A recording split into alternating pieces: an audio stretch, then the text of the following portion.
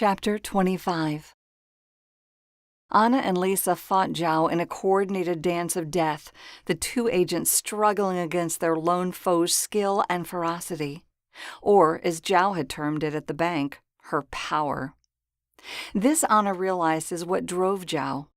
Power. Her relentless compulsion to fight, overcome, and dominate her enemies was rooted in that word. By way of contrast, the Failsafe represented a hindrance to power, a mechanism of weakness. Anna understood why Redmond had recruited Zhao in her effort to cast off that fetter. And even while Daniel's mod had put a stop to her terrifying ability to manipulate humans, Zhao still wielded her swords with power, not holding anything back. During previous encounters with Anna, Zhao had other motives and goals, but today she was unleashed for battle. She clearly relished every moment and spared no thought to the fallen soldiers surrounding her. In the midst of the battle, the mechanical sound of a hovercar made its way into Anna's ears and quickened her heart. She'd feared the worst when she heard the missile detonation, but the vehicle at least had survived. She hoped Daniel had too. He confirmed her wish as the vehicle landed, speaking through their comms. "Anna, we're back. No one from our side is hurt." With renewed vigor, she thrust her staff at Zhao, her own power coursing through her arms and into her attack. Zhao responded by twirling into a devilish whirlwind, her swords nearly cutting into Lisa's shoulder, who fell back and stumbled to avoid being struck. Zhao bore down on her, and she dropped her staff. The moment it clattered to the ground, Zhao kicked it to the side, her lips curling into a cruel smile. She made the gesture that meant death, but in that same instant, a barrier of dirt and rock sprang up and disrupted her line of sight. Daniel had joined the fight. As Lisa scrambled to retrieve her weapon, Zhao swore and launched herself like a rocket into space. She yelled down at them, not with manic ravings, but rather intense purpose.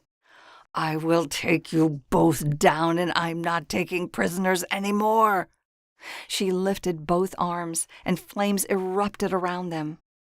Their own weapons suppressed those that tried to spring up beneath their feet, but they were soon surrounded by a burning hellscape.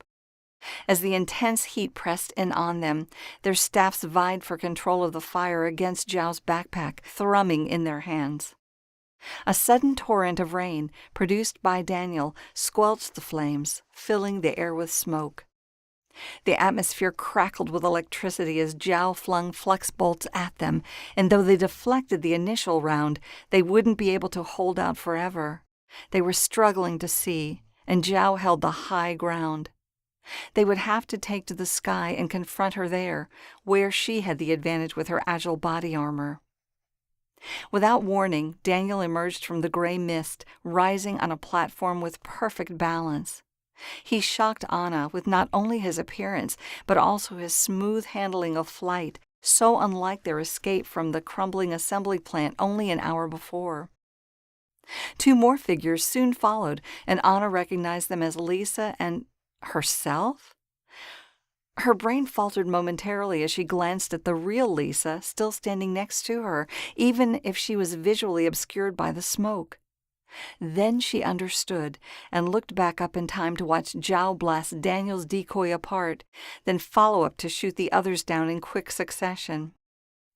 More decoys quickly popped up to replace the ones she'd destroyed. Daniel had access to the hovercar's matter storage and could create an almost endless supply of false targets. Lisa stood rooted in place as she processed both the newcomers and their demise, but Anna assembled a flight suit, encasing her body in thick metal that ran from her feet up to her neck while leaving her arms free to wield her staff. "Daniel's making decoys!" She took off into the air. Moments later, Lisa did the same in her own bulky armor, speeding up after her. "Clever! Time to get Zhao!" As Lisa caught up, Anna noted several new decoys had arrived, these additions mimicking the agent's present form in their flight suits. Daniel had adapted. Zhao continued shooting, floating higher with each projectile she fired. She couldn't tell her targets apart, so selected them at random. After blowing up 5 decoys, she managed to hurl a flux bolt at the real Lisa, who brought her staff up to meet it. This reaction gave her position away, and Zhao zeroed in, firing a rapid array of new bursts at her. Lisa darted upward in an evasive, erratic path, avoiding some shots and deflecting others. Anna advanced steadily, still camouflaged in the cloud of decoys. She emulated their movements as much as she could, hoping to close in on Zhao without attracting her notice. Zhao had stopped her ascent to engage Lisa, and the 2 women now dueled, Zhao using her superior agility to zip over, under, and beside Lisa. Her sword sliced through the air in a flurry of steel, but Lisa blocked every strike and even managed to respond with a few of her own. While Zhao focused on Lisa, Anna and her decoys swarmed up behind her unnoticed, positioning for a quick strike. Sensing a narrow window of opportunity, she shouted into her comms, "Daniel, send them in now!" She reassembled her staff into a knife, then bolted forward, the facsimiles streaking alongside her. Detecting the movement, Zhao whirled around and swung wildly, too overwhelmed by the numbers to identify the real Anna until the last moment. Anna smashed into her, knocking her off balance, then slipped behind to latch onto her backpack. Zhao jerked and twitched in an unsuccessful attempt to dislodge Anna. Holding on with both hands, Anna waited for an opportunity to stick in her blade, certain that if her grip failed, Zhao would spin and slice through her unprotected arms and neck. Lisa charged in, thrusting the tip of her staff at Zhao. The latter raised one of her swords in defense, which provided Anna the opening she'd been waiting for. She jammed her knife into the MMD, its innards crunching as she twisted. Zhao instantly became dead weight and plummeted like a stone. Letting go of her weapons as she fell, she scrambled in panic and let out a scream, the first time Anna had seen her out of control since their first encounter. Reacting instantly, Lisa streaked down to catch the falling woman. As she wrapped her arms around her, Zhao pulled her in and held on tightly as the 2 descended, while Anna followed with watchful eyes. The moment they touched the ground, Anna assembled restraints that flew to encircle Zhao's wrists, then landed beside them, knife still ready in hand. Lisa quickly disassembled her flight suit and spun to face Zhao, leveling a steely gaze at her. "Don't try anything." Zhao didn't respond or openly resist, but the fire in her eyes had not died. They would have to be cautious with her. "Anna!" Anna turned as Daniel ran toward her, the residue of fear still on his face even as relief worked its way across it. She met him and welcomed his strong embrace. "I can't believe what just happened." His voice wavered with the aftershock of stress. "I'm so happy you're alive, watching you up there as you grappled with her. I couldn't make out what was happening until she started dropping out of the sky. I thought it might be you." "I'm all right."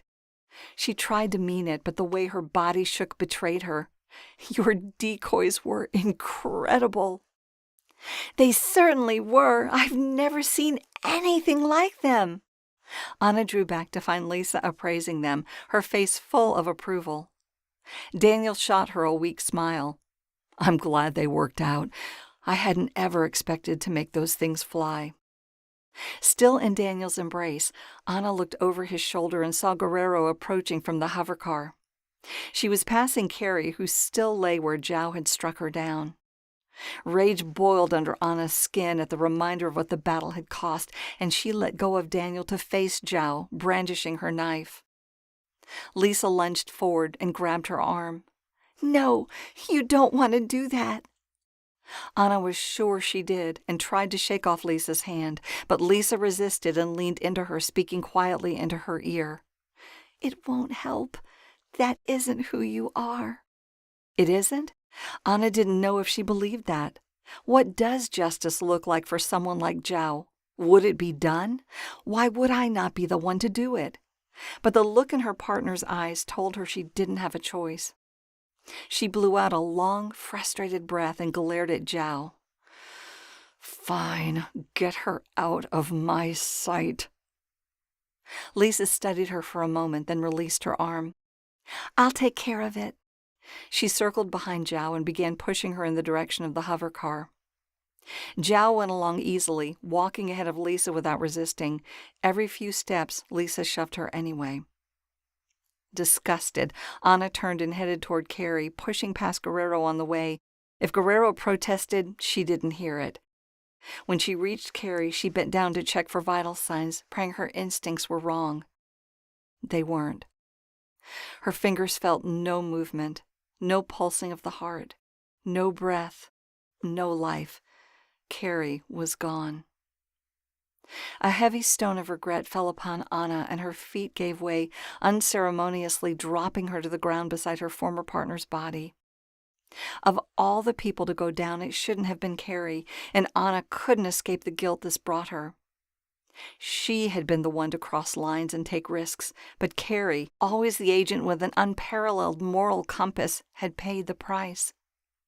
Sensing Daniel move up behind her, Anna leaned her back against him, putting her hand over his when he gripped her shoulder. Guerrero joined them soon after, face drawn in a solemn frown. Anna continued to ignore her, but suddenly noticed that Jada wasn't with them. She pulled Daniel's hand away and turned to question him. "Where's Jada?" He reached up and brushed his fingers through her hair. "She's fine. When they attacked the hover car, I thought they might capture us, so I gave her the prototype and told her to run. If we didn't make it, I wanted someone to have proof of what was going on here." Anna closed her eyes, thankful at least for this bit of good news. After taking a deep breath, she opened them again and finally addressed Guerrero, biting off her words. "Are you going to arrest us, Director?" Guerrero's shoulders slumped and she shook her head slowly. "No. It's clear you weren't working for these people." "Were you?" Anna didn't hide the accusation in her voice. "No. I didn't know about any of this. If I had..." She trailed off. Anna could tell she wanted to believe she'd have stood up to her boss, but neither of them knew that to be true. A groan and movement to Anna's right interrupted their conversation, and she turned to see Lucas sitting up, holding his side, blood coating his fingers and staining his clothes. She leaped to her feet and hurried over to him, Guerrero and Daniel trailing close behind. Up close, she saw that the blood was old and he wasn't bleeding out. This was good news at least. "It's good to see you alive, Lucas. How bad is it?" He grimaced. "I'll live. Where's Carrie?" His eyes flitted past Anna to where his partner's body lay, and when he registered what that meant, he struggled to stand. He made it halfway up before falling back down again, resorting to stating the obvious. "She's hurt." "Take it easy." Anna reached out and put her hand on his arm as Guerrero arrived and crouched down to meet him at eye level. "Agent Ward, don't aggravate your wounds." Guerrero hesitated, then continued with uncharacteristic compassion. "Carrie engaged Zhao so the vulnerable people who didn't have the protective mod could escape. She did what she had to do, and it cost her. Cost us." Ward's face went pale with understanding as his hand moved to his open mouth. Wordlessly, he looked past them up into the sky, his face hardening. Anna tried in vain to find something to say, but everything she could think of seemed inadequate. The growing buzz of a hover car drew her attention to the horizon, and she turned to see a vehicle approaching in their direction, fast. She assumed this was the ADTA, but as it came closer, she saw that it didn't have the proper markings. Lisa rejoined them as it touched down, and her forehead creased as she made the same observation Anna had. "Who's that?" As if in answer, the hover car's door vanished, and Councilwoman Shaw stepped out, adorned in a bright yellow business dress. Glamorous as always, she painted a stark contrast to their dusty surroundings. 2 aides flanked her on either side as she greeted them. "Agent Flynn, Agent Williams, Director." She turned to Daniel. "Mr. Flynn?" This was the last person Anna had expected to see. "Councilwoman, what are you doing here?" Shaw's lips pressed into a thin smile. "I heard our MMD agency had uncovered an illegal assembly plant, which, of course, is of interest to me." She surveyed the scene and her smile faded. I admit, I had not anticipated finding it like this. Anna doubted this. Shaw was very well informed. Guerrero placed her hands on her hips. With all due respect, councilwoman, you shouldn't be here. Shaw raised an eyebrow at Anna. And she should? Anna frowned at this. What do you mean? You are running from the law, Agent Flynn. Escape from jail, if I understand the situation. Anna folded her arms. My hope is we're beyond that now. Look around. This is Redmond's operation. She's been pulling the strings, and we have the evidence to prove it. Director Guerrero won't arrest me now that she knows the truth. I believe you, but I suspect what Director Guerrero plans to do doesn't matter at this point. Shaw looked between Anna and Daniel. Don't misunderstand me. I want you two to be exonerated.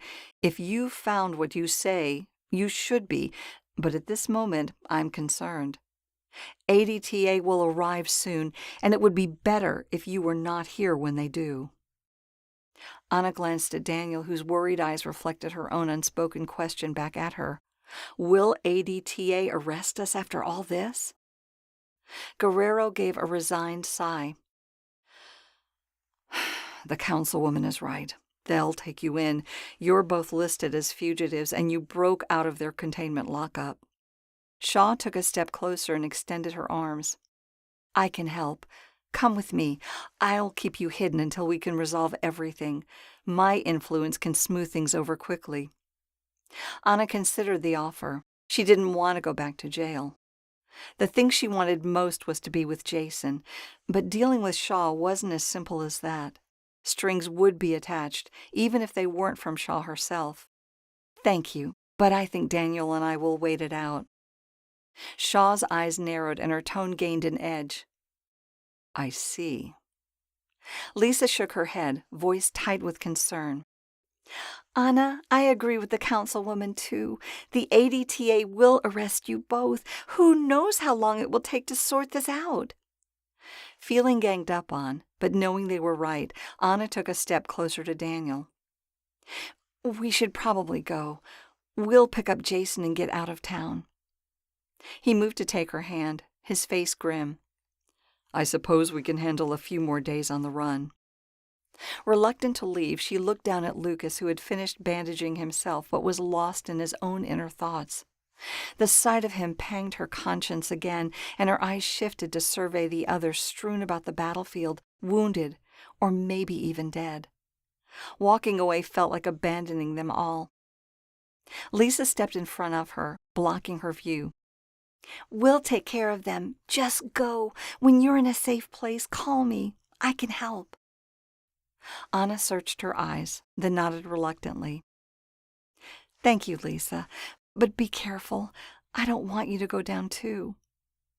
The corners of Lisa's mouth lifted slightly. I'm always careful. Now go! Daniel's hand pulsed in Anna's, and together they started moving, leaving the chaos behind them.